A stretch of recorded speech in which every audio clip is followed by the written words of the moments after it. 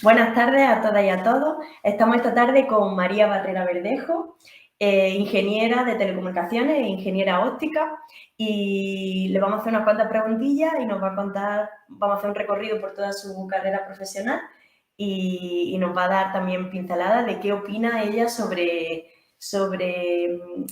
la mujer dentro de la óptica y la fotónica. Vale, para empezar, bueno, muchísimas gracias por acceder a la entrevista. Gracias a ti, Pilar. Y para empezar, nos gustaría que nos hicieses un breve recorrido por toda tu carrera profesional, desde que empezaste en 2004, si no me equivoco, hasta el día de hoy.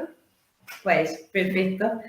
Pues nada, me llamo María, efectivamente, como Pilar ha dicho, y estudié Ingeniería de Telecomunicaciones en la Universidad de Granada. Y durante la carrera, la asignatura que más me gustó fue Comunicaciones Ópticas, y eso me hizo que despertara mi curiosidad por el mundo de la óptica y la fotónica, y hice un máster después de la carrera, que era un máster Gran Mundo, que se llamaba por aquel entonces Photonics Engineering Nanophotonics and Biophotonics. Un título muy rimbombante para decir que cada uno dentro del mundo de la fotónica podía elegir su propio camino, su propia especialidad, porque eran 2 años. Fue un máster chulísimo, que me dieron una beca de la Caixa para poder hacerlo, y fue chulísimo porque estaba organizado por muchas universidades diferentes y tú mismo podías ir eligiendo dónde, en qué universidad de Europa podías estudiar. Yo por aquel entonces estuve estudiando en Barcelona, luego estuve en Karlsruhe, en el KIT, que se llama, que es el Karlsruhe Institute of Photonics, of Technology, perdón, en la parte de Photonics. Y allí en concreto, la última asignatura, de las últimas asignaturas que hice, que fue de las que más me gustaron también, fue con instrumentos ópticos que se llaman LIDAR. Por si alguien no los conoce, pues son láseres para medir cosas en la atmósfera en concreto. Entonces, pues como aquello me interesó, pues seguí como un poco investigando de aquella parte. Antes de seguir investigando con los líderes, que quería mencionar, hice mi máster, la tesis de mi máster en la Universidad Autónoma de México, en el Instituto de Astronomía, con unos espejos específicos, y en concreto lo que me dediqué yo era a la calibración y a la caracterización de los espejos para medir cosas en el cielo, básicamente, en los planetas y en las estrellas. Y fue también un proyecto súper interesante, claramente de óptica a lo grande, por así decirlo, ¿no? Porque los telescopios eran muy grandes. Y luego eso, entonces después me pasé al mundo del líder de vuelta, y ahí fue que hice mi doctorado en Alemania en el Instituto de Meteorología. Me dieron una beca, una Marie Curie, para poder hacer la investigación que llevé a cabo, y en concreto usaba instrumentos LIDAR de varios tipos, porque hay muchos tipos que en función del tipo de frecuencia que se use y del tipo de fenómeno que quieras estudiar en la atmósfera, pues se calibran los aparatos para una cosa o para otra, según la altura que quieras medir. En fin, hay muchos tipos de LIDAR, entonces usamos varios tipos de LIDAR combinados con otras tecnologías, en concreto con microondas, con radares, para desarrollar un algoritmo que optimizase las medidas de cosas en la atmósfera. Y fue muy, muy interesante también porque nos permitió optimizar de todo ese tipo de instrumentos diferentes, en especial los más complejos siempre son la óptica, porque su calibración es mucho más compleja, porque los fenómenos se basan en fenómenos de Raman, y realmente son fenómenos complejos e inestables, por así decirlo, que pequeñas vibraciones alteran mucho las medidas. Entonces, pues, desarrollé una serie de algoritmos que nos permitieron de manera automática establecer y calibrar unas medidas para directamente meterlas en modelos de previsión meteorológica para previsión del tiempo atmosférico. Y después de eso, cuando terminé, que hice allí también el postdoctorado, en el Forschungszentrum Jülich, que se llama, que es el centro de investigación de Jülich, un sitio muy interesante también en Alemania. Después de eso me vine a España y estuve trabajando en una empresa que se llama Bóptica, que está en Murcia, Y ahí estuve trabajando en concreto en aparatos oftalmológicos, en concreto un instrumento que sirve para simular frentes de onda dentro del ojo, y esto básicamente es para a un paciente que se le va a instalar una lente intraocular dentro de un ojo, simularle cómo le quedaría la lente intraocular una vez instalada, ¿no? Para que pueda elegir qué tipo de visión puede preferir. Exactamente. Estuve trabajando en ese tipo de instrumentos y también en el desarrollo de lentes intraoculares para pacientes con cataratas. Y a partir de ahí, pues bueno, cambié un poco de ritmo y volví a Granada, que es de donde yo soy originalmente, y estoy trabajando desde hace pues ya algo más de 3 años en una empresa de software. He vuelto un poco a la raíz de telecomunicaciones y estoy trabajando en una empresa de software de gerente de producto. Ahora mismo no tiene nada que ver. Ahora mismo no tiene nada que ver. De la óptica.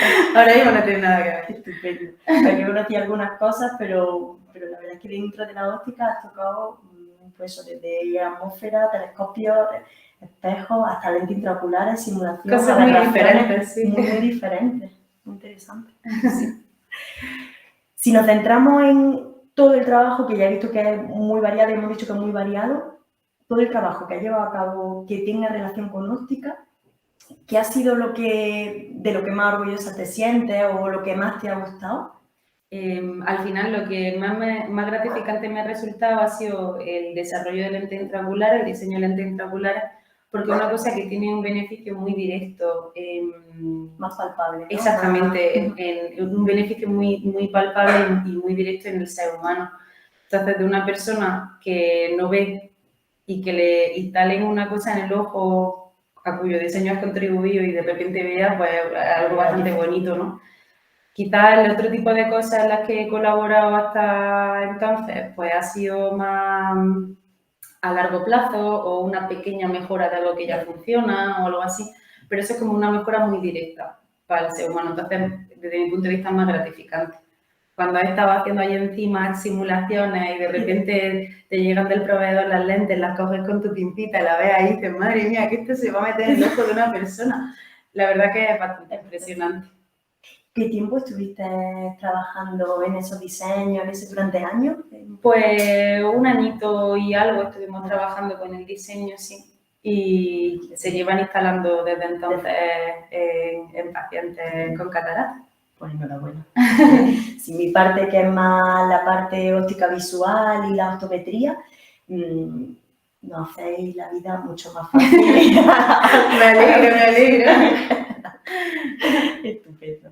Vale, entonces nos quedamos con esa parte de lente intraocular. Me parece interesantísima la parte de la LIDAR, porque sé que aquí, por ejemplo, en Granada está ahora se llama Insta, ¿no? Pero antes era el CEAMA, que trabaja todo de atmósfera. Sí. ¿Has colaborado con ellos? Sí, exactamente. ¿Sí? De hecho, hemos tenido colaboraciones bastante estrechas porque ellos usan el mismo tipo de instrumentos que usábamos nosotros en Alemania. Entonces, una de las cosas que de hecho estuve haciendo en mi postdoctorado fue como una especie de reorganización de los datos para algo así como una unificación de los datos a nivel europeo, como una especie de estandarización, de manera que los instrumentos estén todos calibrados según los mismos estándares, que se calibren con la misma periodicidad, que el tipo de medidas se tomen en un tiempo relativamente parecido, o sea, que no haya en sitios que se tomen una medida diaria, por ejemplo, y en otros que se tomen una medida cada 3 segundos, por ejemplo, ¿no?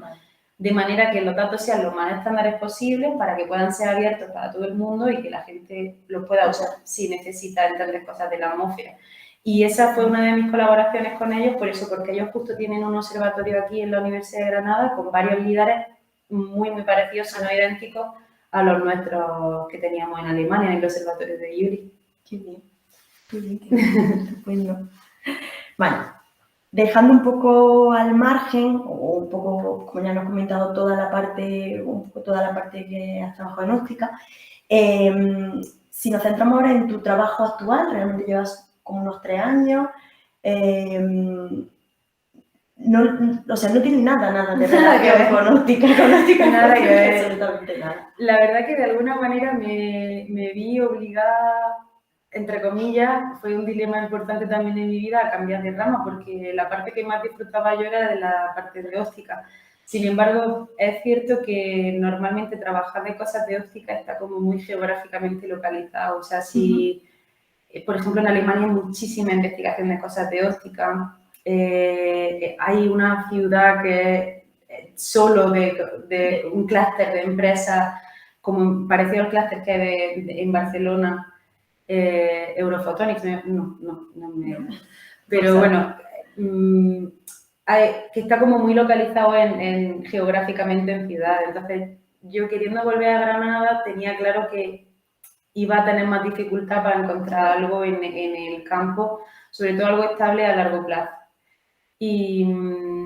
Y entonces, bueno, pues la verdad que fue un poco carambolas de la vida por la parte de que había hecho investigación, la parte de telecomunicaciones, por haber aprendido a programar en la carrera y tal. Pues me salió el trabajo de Product Manager, que se llama, y he descubierto también que también me gusta mucho, pero en aquel momento sí que es cierto que me costó un poco decir, bueno, ¿qué hago? Me voy a lo pragmático, donde sé que no me va a faltar nunca en la vida de trabajo, que puedo trabajar en remoto para una ciudad en otro sitio del planeta, o me quedo haciendo una cosa que realmente me gusta. Y entonces, pues, me salió aquello casi que sin pensarlo y me cambié. Muy bien. Quería también hacerte una pregunta. Tú que has tenido la posibilidad, por tu experiencia, por tus conocimientos, de trabajar tanto en el mundo académico como en el mundo empresarial, ¿te has encontrado diferencias, hablando ya en cuestiones de género, te has encontrado diferencias en cómo es acogida la mujer dentro de la academia o cómo es acogida dentro de la empresa? Pues te diría que a pesar de haber estado trabajando en academia y en empresa privada, mi empresa en academia ha sido siempre en Alemania, entonces es probable que mi opinión esté sesgada conforme al país. Pero sí que es cierto que mi experiencia personal ha sido que nunca he tenido ningún problema, nunca me he sentido diferente por ser mujer. En Alemania, por ejemplo, en concreto, creo que depende muchísimo del supervisor que tú tengas en la universidad, de quién haya en el departamento para que te miren de una manera o de otra, ¿no? Yo, en concreto, mi supervisora y mi directora de la tesis era una mujer y el departamento nuestro era 70% mujeres, 30% hombres. También casualidad de la vida, porque no es que ella buscase ser mujeres, pero sí que es cierto que de alguna manera, pues aquellos números eran así en el departamento, que igual de 20 y pico personas que estábamos allí, es que igual 16 o 17 éramos mujeres. Entonces, pues nunca me he sentido diferente en ese sentido. Tampoco me he sentido diferente en la carrera por ser mujer, a pesar de que el ratio de mujeres en una carrera como Ingeniería de Telecomunicaciones es bajísimo. Nosotros no sé si éramos igual 10, 12 mujeres en una clase de 120, 130 personas. Cada vez se ven más mujeres que estudian ingeniería, pero por aquel entonces era todavía bastante así, bastante chocante el ratio de mujeres con respecto a los hombres. Luego sí que es verdad que en el mundo empresarial sí que es cierto que quizá pueda haber algunos tipos de diferencias, pero más que por ser mujer, creo que es un poco por la personalidad de la mayoría de las mujeres en sí. Me explico. Es cierto que creo que todavía existe una brecha salarial, por ejemplo, porque tú en la universidad pues tienes el sueldo que tienes, que es y ya está, ¿no? Pero claramente cosas como el sueldo son factores que se pueden negociar en una empresa privada, ¿no? Sí que creo que normalmente los sueldos de los hombres son ligeramente mayores porque ellos tienen como otro tipo de agresividad al defender su postura o otro tipo de, no sé, pero bien es cierto que esto está muy ligado a la personalidad de cada uno, ¿no? Hablo en general a grandes rasgos, que creo que esto lo hablábamos mucho en Alemania, entre las mujeres, creemos que esto es una cosa muy del carácter general de la mujer, que muchas veces tendemos con nosotras mismas, a decir, pues podría hacerlo mejor, o... que el nivel de exigencia... El nivel de exigencia, exactamente. Está extremadamente ligado al nivel de exigencia personal. Y un hombre quizás me dice, pues esto yo ya lo hago. Por supuesto, no me malinterpretes, no todos los hombres ni todas las mujeres, pero creo que a grandes rasgos es una cosa que nos diferencia bastante. Entonces, es probable que ese tipo de factores influyan en el... Sí que había diferencias salariales, ¿no? En la empresa privada, bueno, que en la empresa pública no puede haberlo, o en la academia no puede haberlo. Sí existen ciertas diferencias. No en todos sitios, por supuesto, no se puede analizar, pero sí que existen pequeñas diferencias. Quizás no abismales. Yo, por ejemplo, en mi caso concreto, en la empresa en la que estoy trabajando ahora, es una empresa que aboga mucho por la inclusión de tanto de género, sexo, etnia, religiones, todo. Entonces, diversidades varias. Entonces, en la empresa te puedes sentir completamente cómodo con cualquier cosa que no sea normativa, ¿no? Por así decirlo. Nosotros, el Departamento de Recursos Humanos, hace muchísimas actividades para fomentar la igualdad entre las mujeres y hombres, para fomentar la igualdad de otro tipo de género, más allá de simplemente mujeres y hombres, exactamente. Y la verdad que eso es muy bonito, porque... Y que esté integrado en una empresa privada, sí, la verdad es que es digno de mirar y de valorar. Para mí es muy importante y dice muchísimo de la cultura de la empresa y de con quién estás trabajando al final, ¿no? Pues sí. La verdad que sí. Luego, por ejemplo, también mi experiencia personal es que yo en esta empresa en concreto, mi manager son dos mujeres. Una está en Estados Unidos y otra está en Reino Unido. Y son las dos mujeres. Que al final, y yo soy manager de mi equipo, que soy también mujer. De hecho, mi experiencia personal es más bonita todavía porque a mí me ascendieron a manager estando embarazada, estando de baja por maternidad. Me hicieron la entrevista estando de baja y bueno, pues me esperaron a que volviese para el nuevo proyecto, que creo que quizás lo que se escucha más común en España es se quedó embarazada y la despidieron. En mi caso fue totalmente al contrario. Es totalmente, aunque lo pongamos en valor, que evidentemente lo tiene, pero ese ascenso lo tenías más que merecido y era por toda tu carrera, vamos. Gracias. Era por toda tu carrera, no era una sí, pero yo entiendo que cuando uno se basa en la economía de una empresa, no piensa esta persona que es muy válida, la voy a esperar 6 meses a que vuelva de su baja por maternidad. Seguramente quizá otro le habría dado más importancia, necesito a alguien ya pero creo que un poco por lo que has dicho precisamente antes, por los valores que está intentando tener tu empresa y llevarlo a cabo. O sea, no solo una cosa de querer vender esa imagen, sino de realmente que sea algo estructural de tu empresa. O sea, totalmente. Está genial. Está muy bien. Sí, vale.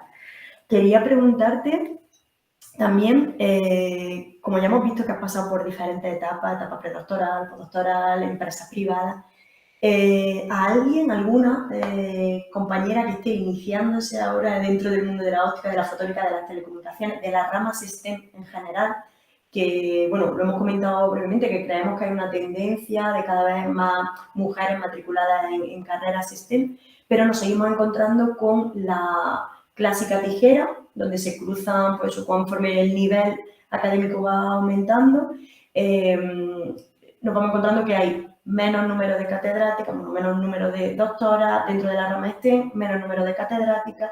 Entonces, como consejo de tu experiencia personal, pero también de lo que has visto o de lo que ves desde fuera, consejo a esas nuevas investigadoras que empiezan su carrera profesional, algún consejo concreto.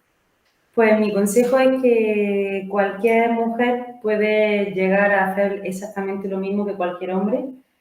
No existe diferencia en cuanto a eso. Si uno quiere proponerse llegar a X sitio, por supuesto lo puede conseguir, pero que el camino es difícil. No por ser mujer, sino porque el camino está lleno de altibajos. Hay que ser muy consciente de que la investigación es dura, de que abrirse un puesto, un lugar en general en la investigación, pues habrá momentos en que no sea tan estable como nos gustaría, tan fácil como nos gustaría, hay muchísima incertidumbre, pero que merece la pena. que es un camino duro, pero súper bonito, súper gratificante y que le diría a cualquiera que empiece con ilusión que no se desanime, que a pesar de que haya momentos bajos, que tiene que pensar que los altos vienen por ahí y que merecen muchísimo la pena.